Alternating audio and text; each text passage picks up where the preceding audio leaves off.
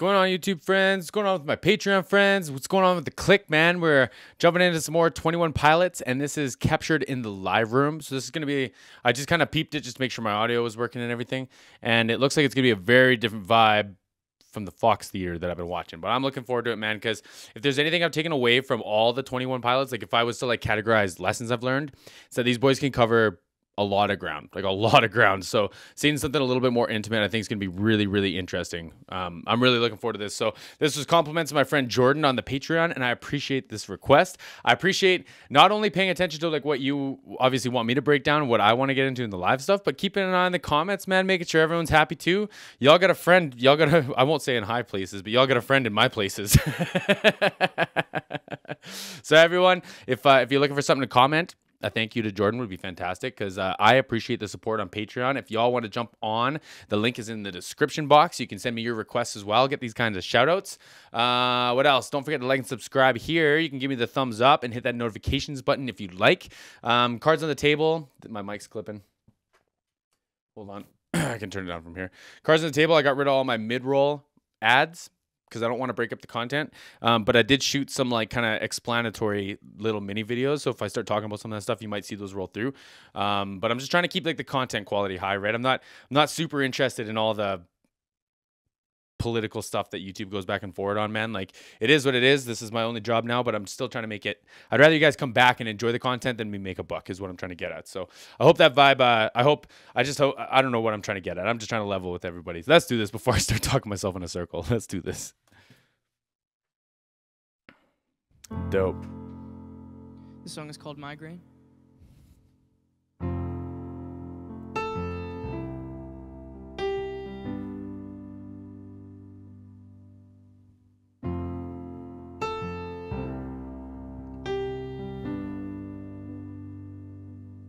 So before we get started, there's some really cool things happening here. So this is probably their tour processing. They probably have this rack with them all the time. I'm assuming it runs like their in-ears. Maybe it has like a little mixer on it or something for like their tracks and stuff and everything that they play. Because I think Josh, do I get that right? Yeah, Josh would probably run the majority of the tracks. Tyler might too. It kind of depends on the setup, right? But that's what I think this is here. And then this keyboard, it's a digital keyboard in an acoustic upright shell. And you see that lots. I think we were talking about that in one of the performances that we watched together. I think I've been watching a lot of live performances lately. But anyway, the only reason is because like acoustic pianos are a bitch, man. Like, not only are they heavy, they're so freaking heavy, but they go out of tune every time you move them, every time you push them, every time you bump them and stuff. So like, who wants to deal with that, right? So for the camera, man, it looks really nice, but you still have the control and you still have the comfortability of like your MIDI keyboard or whatever keyboard you're used to, right? And it's probably got weighted keys. It probably feels really nice. Anyway, let's watch this. Let's do this. Am I the only one I know, waging my wars beyond my face and above my throat? Wow. Shadows will scream that I'm alone.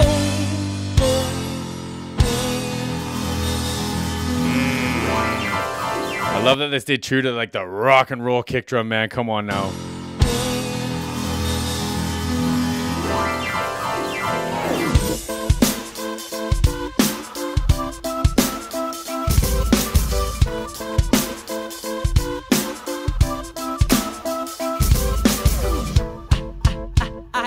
Migraine, and my pain will range from up, down, and sideways. Thank God it's Friday, cause Fridays will always be better than Sundays, cause Sundays are my suicide. Be better than Sundays. Like, that was dope, man. Because like, if like, again, I'll use my own personal like kind of experience, and I love rap, man. I love hip hop, but like when I try to sing and then do hip hop, I would turn it into like a legato, like where it'd be like da da da da da instead of da da da da da. Trying to over accentuate the two, but like, man, like the buddy's proficient. Tyler, right? Tyler's proficient, bro. God, it's Friday, cause Fridays will always be better than Sundays, cause Sundays are my suicide days. I don't know why they always seem so dismal. Thunderstorms, clouds, snow, and a slight drizzle. Whether it's the weather or the letters by my bed, sometimes. And then like, so the first round, his rhyme scheme carried over into the next bar, and this one it sounds like the actual like literary scheme is carrying over, because he was talking about a storm and then or he's talked about a storm in the back half of it, but it wasn't a part of like the kind of rhyme scheme, right? Days are my suicide days. I don't know why they always seem so dismal. Thunderstorms, clouds, snow, and a slight drizzle. Whether it's the weather or the letters by my bed, sometimes. So he kept it whether it's the weather. So he kept that theme going from the previous scheme, but the rhyme scheme didn't follow over like it did in the previous two. Dope, man. Dope writing. Dope writing. Seems better than the migraine in my head. Let it be said what the headache represents. It's me defending in suspense. It's me suspended in a defenseless test, being tested by a ruthless examiner that's represented best by my depressed thoughts. That was cool. That's why I'm depressed. Thoughts. Is that what he said? Something like that? Being tested by a ruthless examiner that's represented best by my depressed thoughts. So do not have Something, he said something about like that's why I have, or that's why my, or something along the lines of having depressing thoughts. Writer's block, my religious hates to clock. It will not let me sleep. I guess I'll sleep when I'm dead, and sometimes death seems better than the migraine in my head. Am I the only one? Am I the only? Like, that's high, bro. That's real high, man. Wow. And like, just to go back from forward from that, like, and there's no crowd here, it doesn't look like. So like, to be like an entertaining front man in front of nobody, and to be able to go back and forward, bro, like, come on, man. Come on, man. Times death seems better than the migraine in my head. Am I the only one I know? Oh, cool. The big, like, the vocoder voice behind it too. That's cool. Cool layering. Migraine in my head. Am I the only one I know? Standing up too. What a tank. My face and above my throat. Shadows will scream that I'm alone, but I know we made it this far, kid.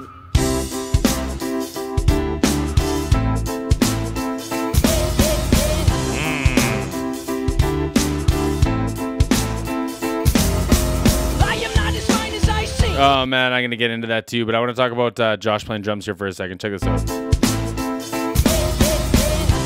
So, like, if he wasn't the drummer he wouldn't be able to make the drums sound like that. If I tried to play exactly what he played, it wouldn't sound like that. And like, there's a lot of like theory, and there's a lot of conversation around like how tone is in your hands, like how some guitar players can make guitars just sing, and then someone else grabs it and it just sounds like cheap guitar or something, you know what I mean?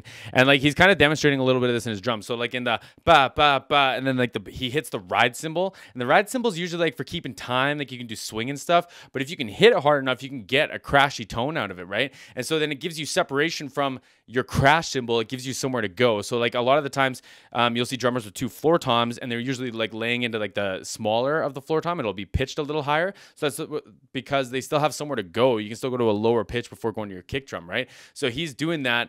Instead of having a whole bunch of crash cymbals, he's just like toughen up and being a man enough to hit the ride cymbal hard enough to make it and like a even bigger, more dramatic crash cymbal than his crash cymbal, which he's utilizing. Like I would utilize like a splash cymbal or something. Like, it's just, what an animal, man. Blink-182 who?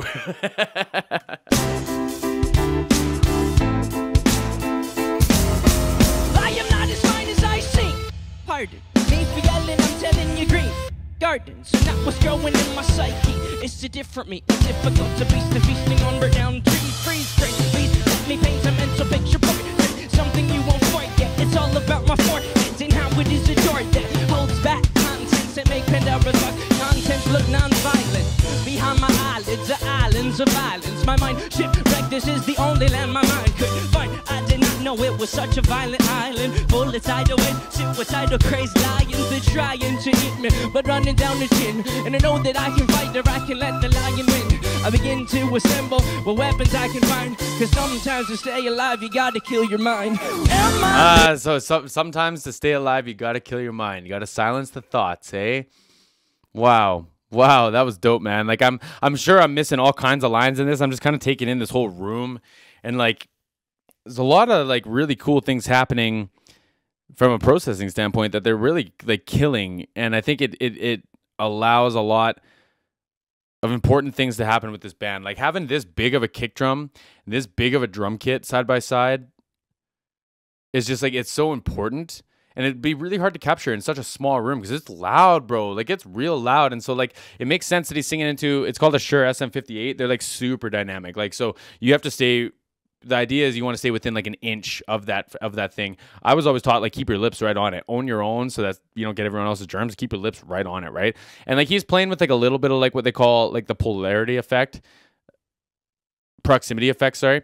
So that's like where like you stay here and it sounds really nice, and then when you pull away, you can kind of get this like thinned out sound. So when he does the do do do do, it kind of like adds to like the it being like a hook instead of like this rich like the rapping or whatever. And then when he gets right up tight to it, you get this like really pressed forward mid, but it's like much more enunciated. And he's not cupping the microphone. He's not trying to do any of this.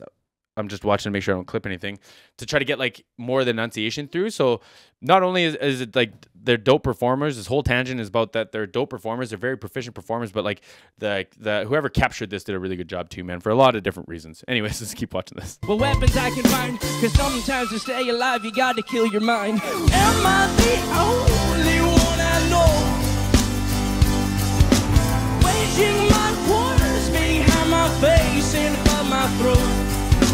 Shadows will scream that I'm alone, but I know we made it this far, kid. Yeah, yeah, yeah. Oh, oh, oh, oh. And I will say that we should take a day. So let's talk this drum kit for a second, so you can just barely see it. I was trying to see what the tape was, but there's two microphones on the snare drum. One's either like a DPA, little tiny one of these tiny little like dynamic mics, or it's like a pencil condenser. So like what you would see like on cymbals or a hi-hat. But let me just find a scene of it. Yeah, yeah, yeah. Oh, oh, oh, oh. Show me the snare drum. And I will say that we should take a day to break away from all the pain. The brain has made the game, it's not played alone. And I will say Right here, you can see this. So there's an SM57, which is like a very, very standard dynamic mic.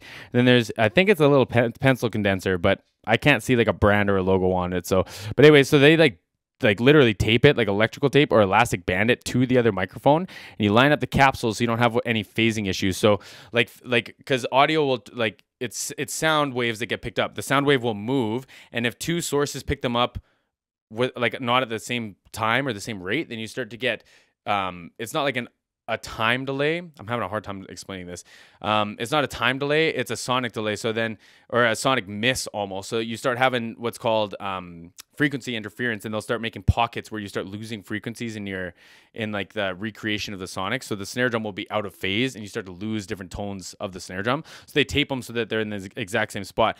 But like what's neat is you'd have to do a really good job controlling the two, because you're trying to get this like really like bright room sounding snare drum. And if you've ever had your head that close to a snare drum, it doesn't sound that good. It sounds like almost like a tom that's just like really brittle, right?